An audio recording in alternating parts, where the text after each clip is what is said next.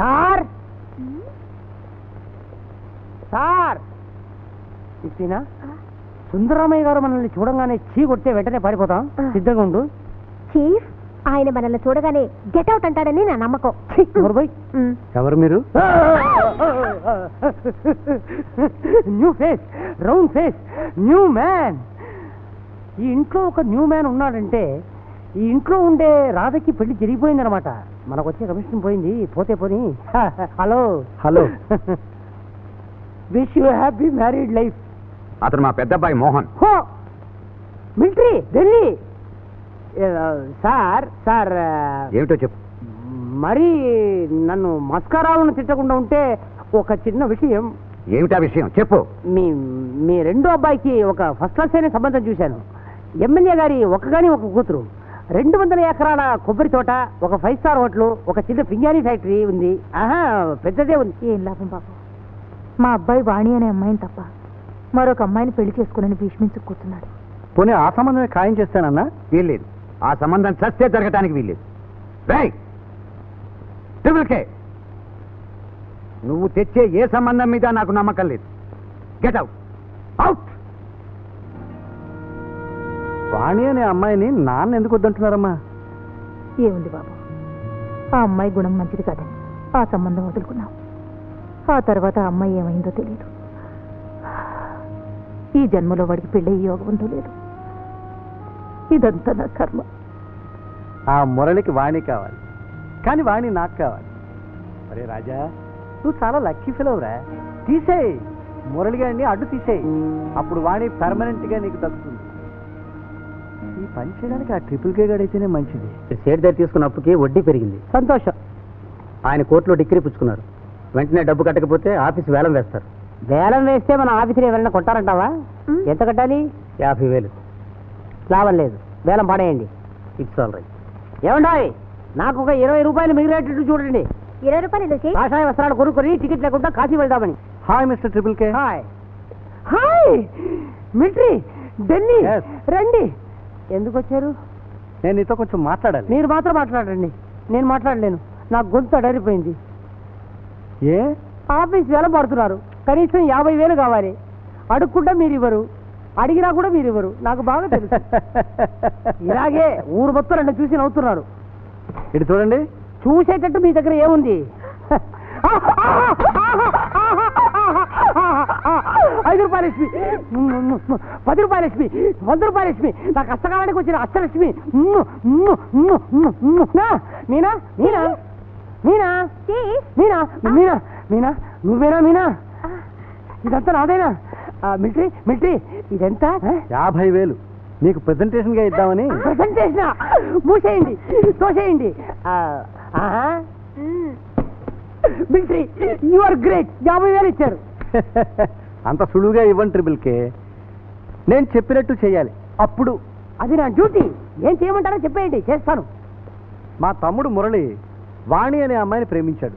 అవును, ఆ అమ్మాయి మంచిది కాదని ఆ సంబంధం చెడిపోయిందిగా. అవునండి, ఆ అమ్మాయి ప్రవర్తన మంచిది కాదని మా వాళ్ళు పొరపాటు పడుతున్నారు. బట్ డోంట్ వరీ, వాళ్ళని నేను ఒప్పిస్తాను. ఏం చేయమంటారు చెప్పండి? ఆ అమ్మాయిని తప్ప మరో అమ్మాయిని పెళ్లి చేసుకుంటున్నాడు మా వాడు. I'm helpless. కంగారు పడకండి, కేకేకే చెప్తున్నాడు. ఓకే.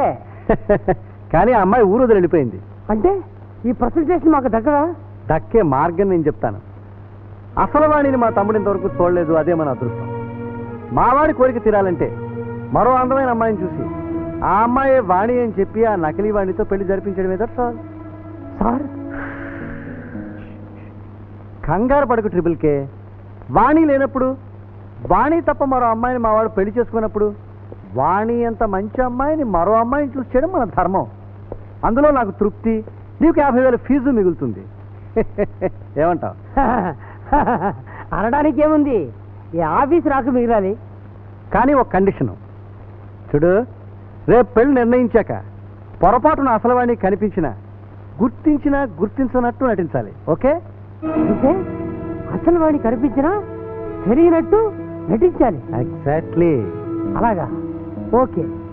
మిలిటరీ, ఒక అనుమానం. మీరు ఇచ్చిన డబ్బు మంచి డబ్బేనా?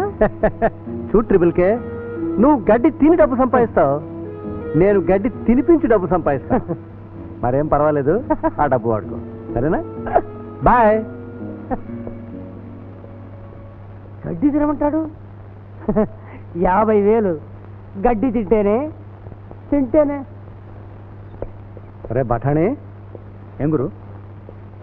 ముందు నువ్వు ఇవాళే విమానంలో ఢిల్లీ వెళ్ళి ఈ కాగితంలో రాసింది అక్కడి నుంచి టెలిగ్రామ్. అంటే ఢిల్లీ నుండి ఈ ఊరికి మీకు టెలిగ్రామ్ వచ్చినట్టు ఉండాలి, అంతే కదా? కరెక్ట్.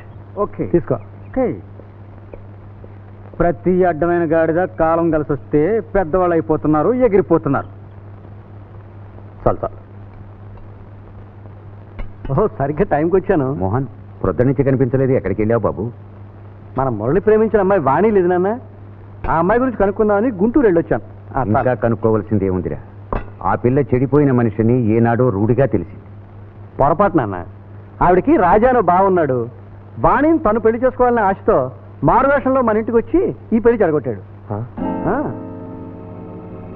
అలాగా? అయితే ఆ రోజు పెద్ద మనిషిలో వచ్చింది వాడేనన్నమాట. ఎంత పొరపాటు జరిగింది. ఆ వాణిని మనమే తప్పుగా అర్థం చేసుకున్నాం. అంతేకాదు నాన్న, వాణి అమ్మ చనిపోవటానికి, ఆ కుటుంబం పాడవటానికి ఒక విధంగా మనమే కారణం. తమ్ముడు చెప్పింది నిజం నాన్న. జరిగిన దానికి ప్రతిఫలంగా వాణి ఎక్కడున్నా వెతికి తీసుకొచ్చి తమ్ముడికి ఇచ్చేద్దాం. ఏమంటా విజయ? బావా, వెంటనే డ్యూటీకి రమ్మని నీకు టెలిగ్రామ్. మరేం భయం లేదమ్మా, ఇప్పుడే యుద్ధం లేదుగా, ఏదో రొటీన్ డ్యూటీకి అయి ఉంటుంది. విజయ, త్వరగా సిద్ధంగా, మనం ఈ రాత్రి బయలుదేరాలి. నేను మీతో బయలుదేరి రావాలా? మోహన్, అమ్మాయికి అసలే ఒంట్లో బాగాలేదు. ఊళ్ళు తిప్పితే నీరసపడిపోతుంది. అవునరా, అమ్మాయిని ఇక్కడే ఉండని. అవునన్నయ్య, విశ్రాంతి తీసుకోవాలని డాక్టర్ చెప్పాడుగా. నువ్వు తిరిగి వచ్చే వరకు వదిన ఇక్కడే ఉంటుంది. All right. దాన్ని ఇక్కడి నుంచి తప్పించి నా దాన్ని చేసుకోవాలనుకున్నాను. ఈ మురళీగాడికి ఆ నకిలీ వాణితో పెళ్లి జరిపిద్దాం అనుకున్నాను. ప్లాన్ తలకిందులైంది.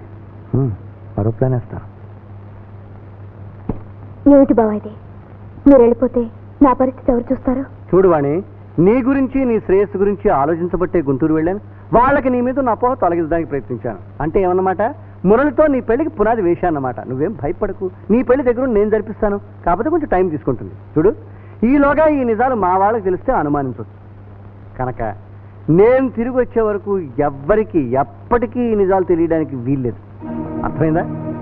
మరి నేను వెళ్ళొచ్చేదా? ఓ రండి ట్రిపుల్ కే గారు, మీకోసమే కబుర్ చేయాలనుకుంటున్నాను. చెప్పండి. వాణి గురించి మేము వినదంతా తప్పని, ఆ అమ్మాయి చాలా మంచిదని తెలిసి ఆ అమ్మాయిని ఎలాగైనా మీరే వెతికి తీసుకురావాలి. ఆ సంగతి చెప్పాలనే వచ్చా. ఆ అమ్మాయిని వెతికి పట్టుకున్నాం. వాణి దొరికిందా? చాలా సంతోషం బాబు. వెంటనే పెళ్లి ఏర్పాటు చేయించండి. అమ్మాయిని చూడాలంటారా? అమ్మాయిని మేము కూడా చూడాలిగా. కరెక్ట్, అది పాయింట్. ఇదిగోనండి, సాయంకాలం 4 గంటలకి అడ్రస్కి వచ్చేయండి. అమ్మాయిని చూడడానికి అన్ని ఏర్పాట్లు చేస్తాం. రాబోదా? ఏమన్నా, సాయంత్రం 4 గంటలకల్లా కరెక్ట్ గా వచ్చేస్తాం.